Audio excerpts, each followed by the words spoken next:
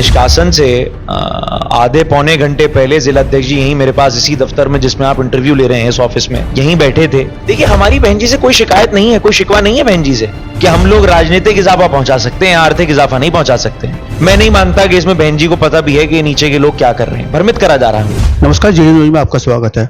कद्दावर नेता इमरान मसूद और नौमान मसूद का जिस प्रकार से बसपा से निष्कासन हुआ है, उसको लेकर न केवल जनपद की राजनीति गरमाने का कार्य हुआ, अपितु पश्चिम उत्तर प्रदेश की भी राजनीति गरमा रही है। इन्हीं सब मामलों को लेकर, इन्हीं सब मुद्दों को लेकर हमारे साथ में काजी परिवार के अहम सदस्य, पूर्व राज्य मंत्री, दर्जा प्राप्त राज्य मंत्री सयान मसूद जी हमारे साथ में हैं। निष्कासन को लेकर, आगामी रणनीति को लेकर, इसके अलावा काजी परिवार की राजनीति में क्या क्या अगले कदम होंगे, उसको लेकर बातचीत की जाएगी।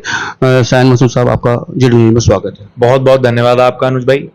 जिस प्रकार से बसपा से निष्कासन हुआ है, न केवल इमरान मसूद साहब का निष्कासन हुआ, उसके कुछ देर बाद मुझे नौमान मसूद साहब का भी निष्कासन हो जाता है। क्या इस बात का पहले से कुछ अंदाजा था कि ऐसा कुछ बसपा से हो सकता है, बहन जैसा कोई निर्णय ले सकती है काजी परिवार को लेके? नहीं साहब, हमें तो कोई अंदाजा ही नहीं था, बल्कि निष्कासन से आधे पौने घंटे पहले जिला अध्यक्ष जी यहीं मेरे पास इसी दफ्तर में जिसमें आप इंटरव्यू ले रहे हैं इस ऑफिस में यहीं बैठे थे। आधा पौना घंटा मेरे पास बैठ के रहे। हमें उनकी शक्ल से या उनके हाव भाव से अगर कुछ जरा सा भी ये महसूस हुआ हो, और हमें पार्टी के किसी अधिकारी ने फोन करके भी नहीं बताया कि हमें बाहर निकाला जा रहा है। हमें तो सोशल मीडिया के माध्यम से पता चला कि पार्टी से निष्कासन हो गया। जिला अध्यक्ष जी आए, मेहमान नवाजी हुई, सब कुछ हुआ, शकल से महसूस नहीं करा गया कि निष्कासन होगा, तो क्या कहना चाहेंगे? मतलब वेलकम करती हैं बहन जी और निष्कासन करते हैं जिला अध्यक्ष जी, क्या सब? देखिए साहब, हमने एक चीज महसूस करी, यहां जो लोकल स्तरीय या कोऑर्डिनेट स्तरीय जो भी पदाधिकारी हैं बसपा के अंदर, इन लोगों का एजेंडा बिल्कुल दिगर है पार्टी के एजेंडा से। हम लोगों ने जब बहन जी के समक्ष पार्टी ज्वाइन करी तो जो वादे हमने बहन जी से करे थे, हम उन वादों के ऊपर यहां काम कर रहे थे। दलित समाज का, पिछड़ों का, शोषितों का जो उत्थान का काम हमको जिम्मेदारी दी गई थी, हम उसमें निरंतर लड़ाई लड़ रहे थे। और पार्टी हमें रखे या निकाले, जो वादे हमने बहन जी से करे थे, उन वादों को हम अब भी निभाने का काम करेंगे। बसपा में नहीं है, वादे निभाएंगे, बिल्कुल निभाएंगे साहब। देखिए, हम लोग हर उस गरीब, हर उस मजलूम, हर उस आदमी की लड़ाई लड़ते आ रहे हैं, आज से नहीं, जब से मेरा परिवार सियासत में है, जिसके साथ जुल्म और ज्यादती हो रही है। आपने बहन जी के वादे निभाए, तो क्या यह कहना चाहते हैं कि बहन जी ने आपके वादे नहीं निभाए जो आपसे किए गए थे? देखिए, हमारी बहन जी से कोई शिकायत नहीं है, कोई शिकवा नहीं है बहन जी से। हमारी शिकायत और शिकवा अगर किसी से है तो यहां के जो लोकल कोऑर्डिनेटर हैं, आपको भी पता है मैं किसकी बात कर रहा हूं, उन लोगों का काम सिर्फ और सिर्फ एक है, भ्रमित करना, और उनके भ्रमित करने के चलते ये सब कुछ हो रहा है। किसी चैनल पर दिए गए इंटरव्यू में राहुल गांधी की तारीफ जाए, कहीं भारी तो नहीं पड़ी जिसको लेकर निष्कासन हुआ नेताजी का? देखिए साहब, हम लोग बेबाक लोग हैं, जो दिल में है वो जबान पर है। अगर भारी पड़ा तो पड़ा, लेकिन मैं मानता हूं कि वो उस चीज की वजह से नहीं हुआ। ये आपने पढ़ा होगा, जिला अध्यक्ष जी ने, बहन जी ट्वीट करते हैं कि जय किसी पर राहुल गांधी का नाम लेकर भी ट्वीट कर दें। नहीं साहब, ये तो फिर बनाई जाती हैं बातें, लेकिन मैं नहीं मानता कि वो रीजन है। रीजन यही है कि हम लोग राजनीतिक इजाफा पहुंचा सकते हैं, आर्थिक इजाफा नहीं पहुंचा सकते हैं। बसपा की ऐसी कौन सी किताबें हैं जो काजी परिवार पढ़ नहीं पाया? कुछ मीटर कपड़ों का भी जिक्र है। मैं क्या कहूं, ये तो मंजर आम पर है बात। कौन सी भाषा की किताबें हैं भाई? मंत्री बताइए। खतरनाक भाषा की किताबें हैं।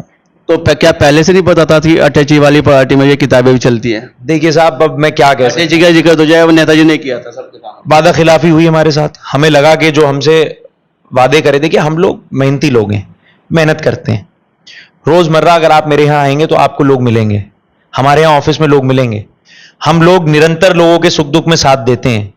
हमने अगर कुछ कमाया है पिछले 40 सालों में तो वो लोगों की मोहब्बत कमाई है, लोगों के दिलों में जगह बनाई है हम लोगों ने, पैसे नहीं कमाए हमने साहब। क्या आपसे ये वादा किया गया था कि आपको एक किताब नहीं पढ़ाई जाएगी?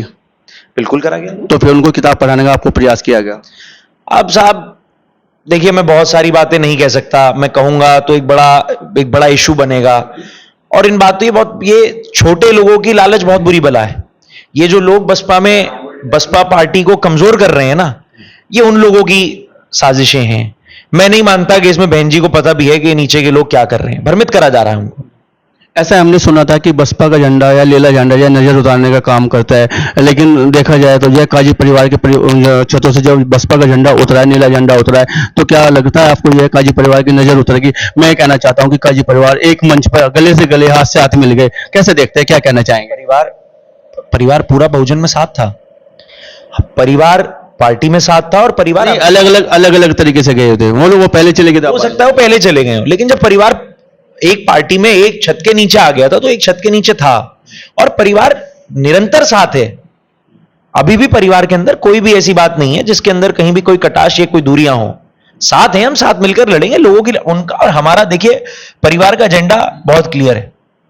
हम लोग फिरका परस्ती के खिलाफ लड़ रहे हैं। हमारी लड़ाई बीजेपी की मानसिकता के खिलाफ है, जो इस देश को बांटकर, इस देश के अंदर नफरत फैलाकर इस देश को खत्म कर देना चाहती है। और जब एजेंडा एक है तो लड़ाई एक है। अगर हम बात करें मंत्री जी, मेयर के चुनाव में, जब मेयर का चुनाव हो रहा था, आप लोग मेयर के चुनाव लड़ रहे थे, तो काजी का आधा परिवार नजर नहीं आ रहा था। आप कह रहे थे कि परिवार हमेशा से एक रहा है। साहब देखिए, हम लोग चुनाव लड़ रहे थे, गंगों में भी चुनाव चल रहा था, और गंगों के चुनाव में तमाम लोग गंगों के चुनाव में लगे हुए थे, जो गंगों में थे, जो सहारनपुर में थे वो सहारनपुर के चुनाव में लगे हुए थे। 10 तारीख को बड़ी मीटिंग बुला जा रही है नेताजी के द्वारा, महारेला सहारनपुर में निकलेगा, आएगा, बैठेंगे, तमाम चर्चा रहेंगी, किस तरह का फैसला लिया जा सकता है?